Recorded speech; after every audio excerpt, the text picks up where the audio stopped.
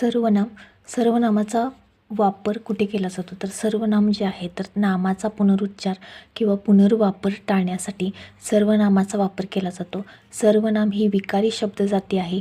विकार म्हणजे तिला लिंग वचन विभक्तीनुसार विकार होतात. विकार म्हणजे बदलणारे, लक्षात ठेवायचं. तर मराठीमध्ये मूळ 9 सर्वनामे आहेत.